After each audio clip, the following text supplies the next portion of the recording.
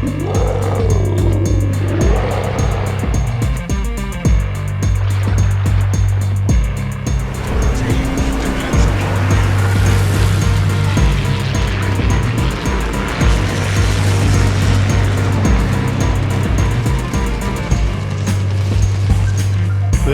is the Michelangelo, a Tier 8 Italian cruiser. It is the main reward from the Tempest of Renaissance campaign, and it is a very unique cruiser with main guns that are restricted by the conning towers, and you cannot fire forward or backwards, and it has very extensive secondary reach. So you do want to use your secondary guns in the front and the rear, and that makes this setup and this ship unique to play.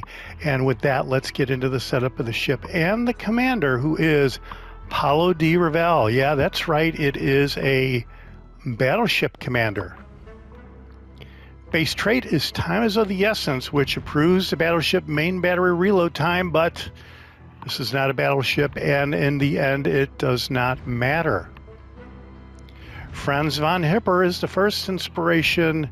Secondary gun range is improved, as is the shell grouping of the secondaries. And then here, Haruna, secondary gun range is improved yet again, as is the secondary battery dispersion. And Hipper and Haruna are both maxed out, as you can see here. So I've really gone into upgrading and enhancing my secondary inspiration capabilities here. So here for the first skill, I went not the one for nuisance rather than brawler. And risk of catching fire is improved, as is the risk of flooding and torpedo damage to the Citadel. I didn't select brawler because the battleship main battery reload time, this is not a battleship. I didn't really care about torpedo acquisition range. Battleship main battery range didn't matter at all. I didn't really want to go with no-fly zone for the AA, so I went with risk of catching fire here.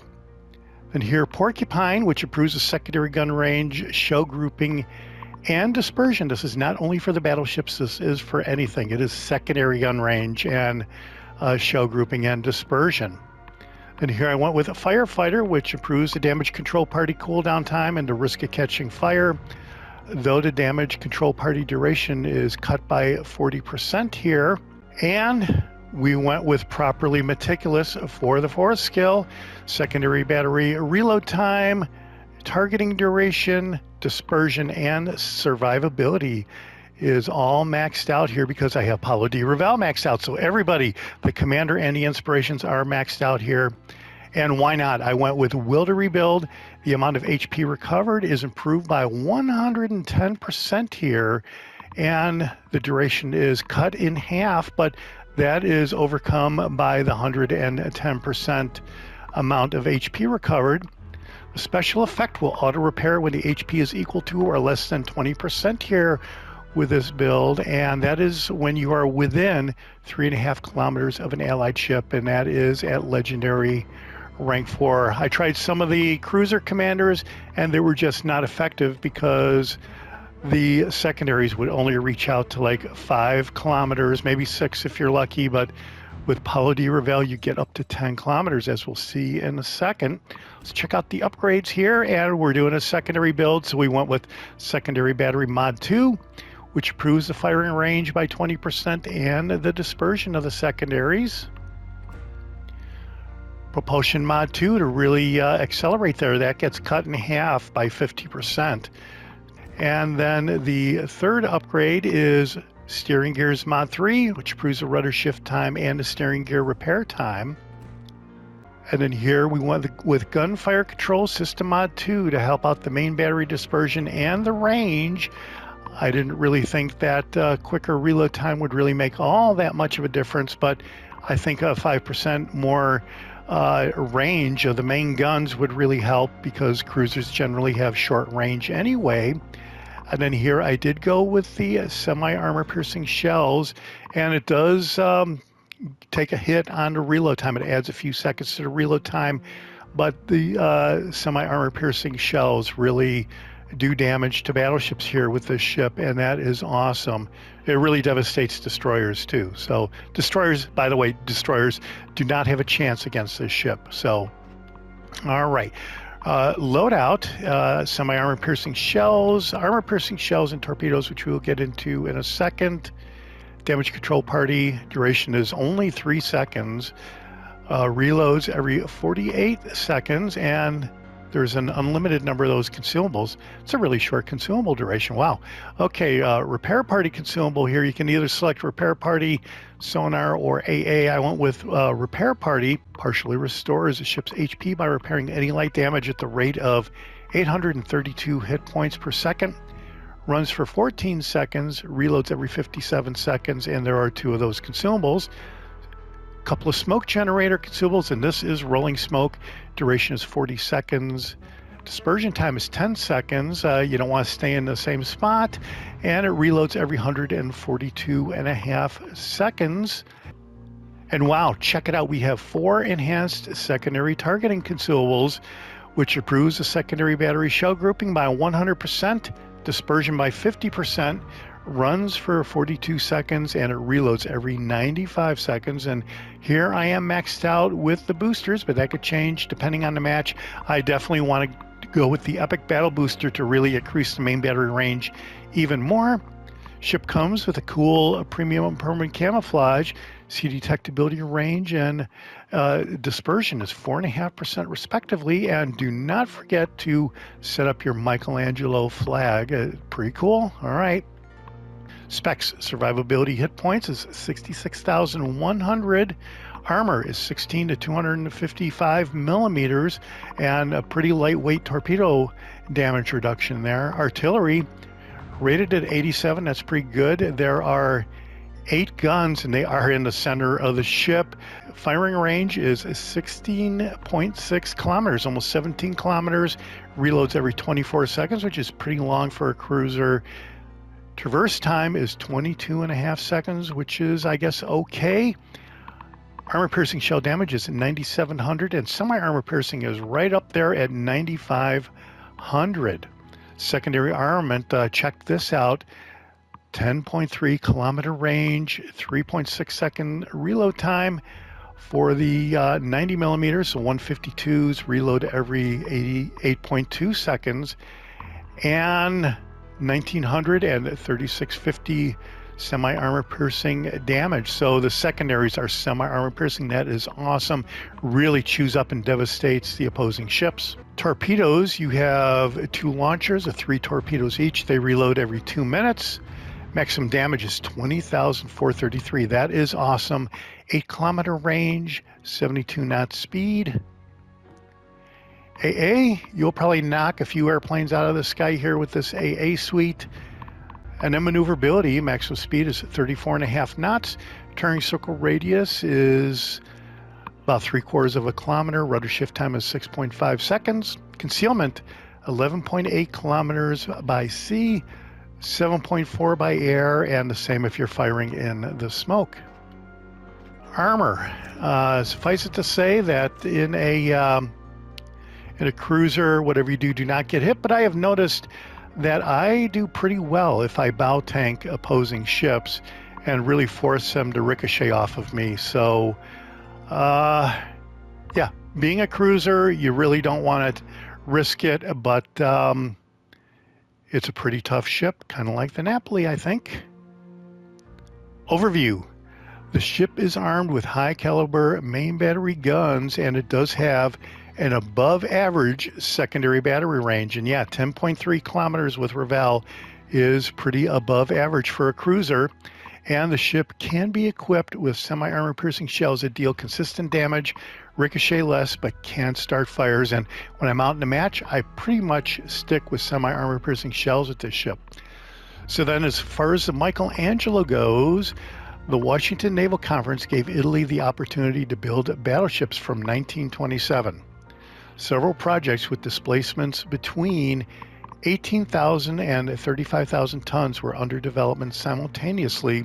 Some of the projects relied on foreign designs of the Nelson, the Hood, and Dunkirk, but some were unique. The design proposed by Admiral Defoe featured a ship with 8 12.6-inch 320 millimeter guns and quadruple gun turrets placed close to the midship frames and the secondary battery mounts were moved toward the ship's fore and aft ends. Year of design is 1934, and there were no ships in the series.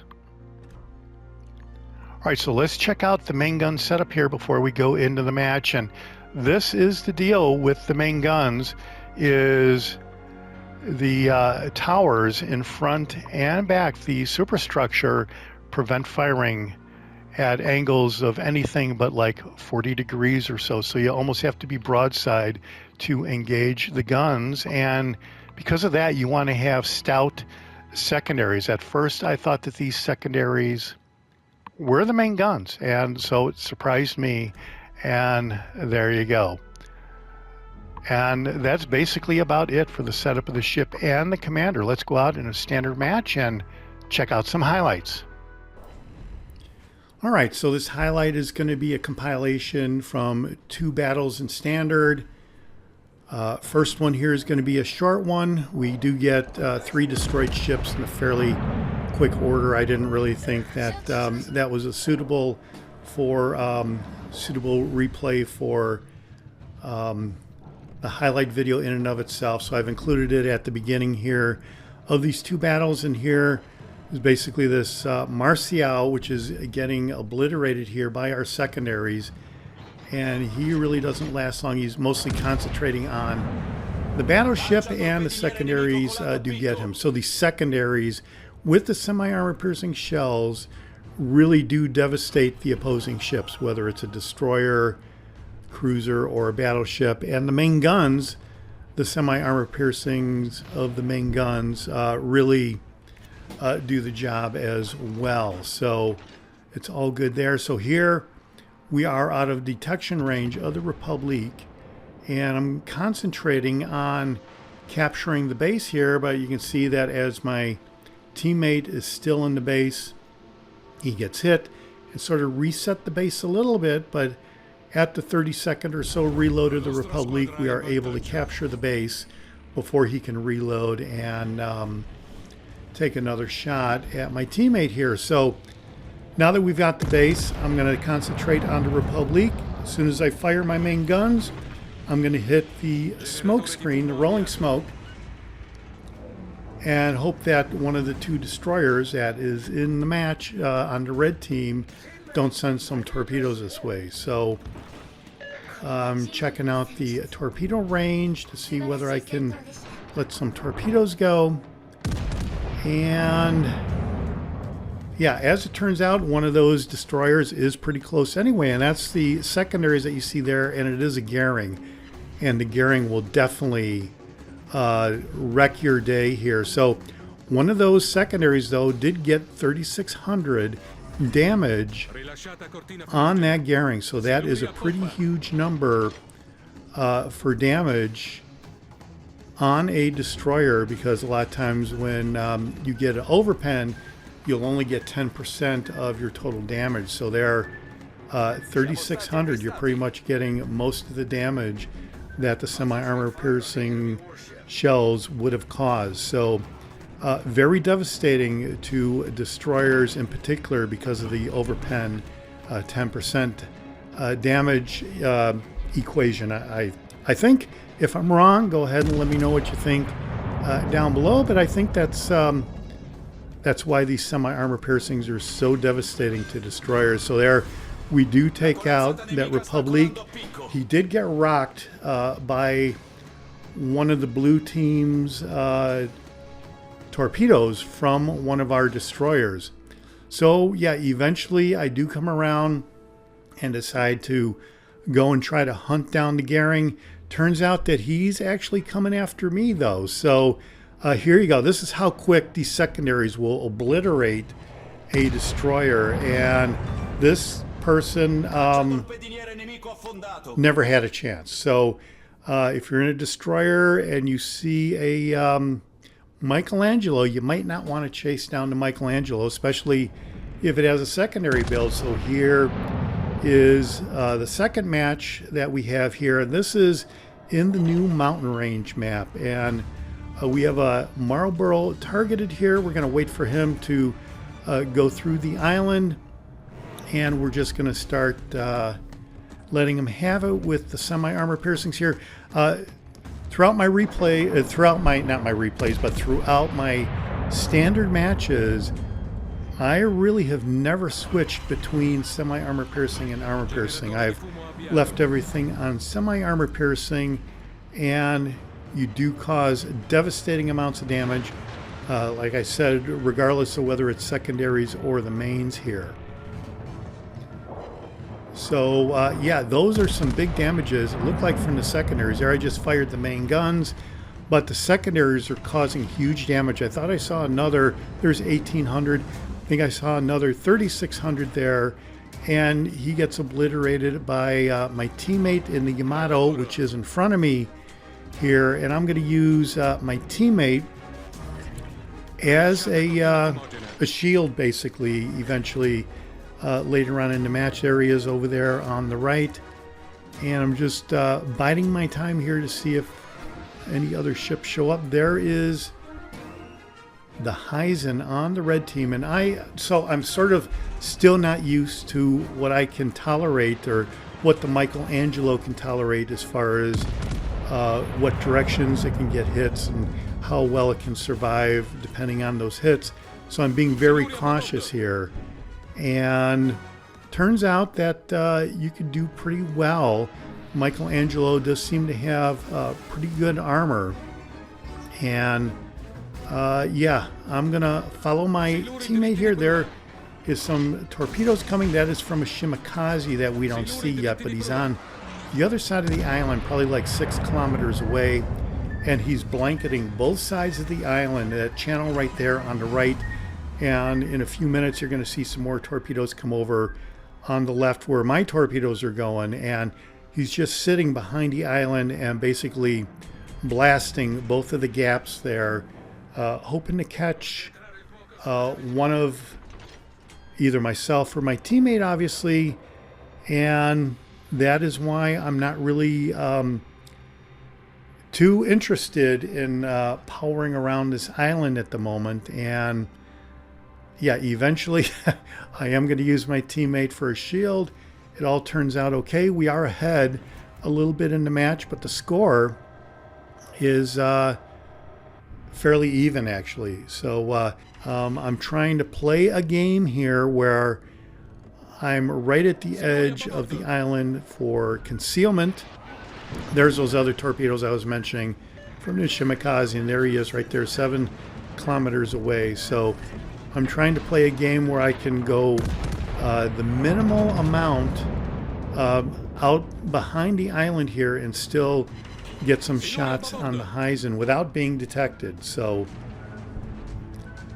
the Shimikaze player gets full marks for blanketing each of the gaps here around this island with torpedoes. So good for him.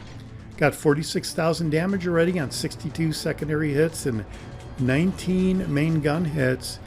And I guess it's time to power up and go around the island. So, yeah, I think that Shimikaze doesn't really wreck the Yamato or myself. I think he's having some bad luck with his torpedoes.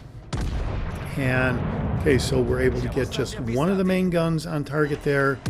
And we do get the second one eventually, but I do have to go really broadside to get that second main gun on the Hizen. And yeah, I have no idea where Shimikaze is. There he is right there. And I think eventually he does come around the other side of that island, and we do really start rocking him with our secondaries until he goes behind his smoke screen. And yeah, boy, a lot of torpedoes on this Shimikaze player, and they do seem to be reloading pretty quick. So normally I thought it was like 90-second reloads. Maybe when you're in the heat of battle, as it were, 90 seconds goes by a lot quicker than when you're actually the commander of the destroyer, waiting for your torpedoes to reload, because it seems like in my Shimikaze, the torpedo reloads take forever. So it's probably a matter of perspective there. But there we are going head to head, more or less, with the Hizen, we are more broadside than we probably should be, I think.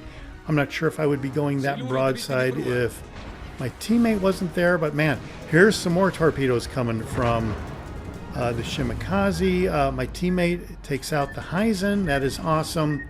So now I'm going to snug up really close to this island and go after that Shimikaze. And we are up to 88,000 damage on 180 secondary hits, 32 main gun hits. So just like that, you can rack up your secondary hits. And yeah, so I really don't trust this guy because he is really pumping out torpedoes at a phenomenal rate, in my opinion, anyway. So we are snuggling up on the island. Would be nice to have sonar, I guess, but we don't. And we are just gonna go for the Shimikaze. I'm starting to learn that with this ship, you do want to chase down destroyers, and normally I don't, because I don't trust that I'm going to be able to wipe out the destroyer in my cruiser, and I always think that they're going to take me out like we're doing right here. So here the Shimikaze doesn't last too long on a 2,600, almost 2,700 secondary hit. And here comes some more torpedoes. We only get hit by one of those torpedoes, and it was only 12,000 damage. So instead of the full 20,000 damage of the Shimikaze, and we are up to 92,000 damage. And that's basically the end of the battle. So while the Michelangelo was kind of confusing for me because of the main gun configuration, it really turns out to be an awesome ship. 367,000 silver credits we earned in that battle, 92,000 total damage performance on 32 main gun hits, a destroyed ship, 5 defendeds, a captured flag, and 186,000 secondary hits, and a close quarters expert medal. And yeah, I think for the update aftermath and the patch notes video, I was commenting about how I've never seen a cruiser with awesome secondaries. Well, there you go. The Michelangelo is a cruiser with awesome secondaries. And as far as the team result goes, we do end up in third place with 2,100 XP. Teammate in our Shimikaze, even though he got destroyed, he did get 2,900 XP on 3 destroyed ships. We cleared 200,000 silver credits. And yeah, I am finding the Michelangelo to be quite a fun ship to play. I definitely think it's worth the $10 Admiralty backing fee. And let me know what you think down below. This is the Jaguar, and I'll see you on the high seas. Thanks for watching. Hit subscribe if you like it.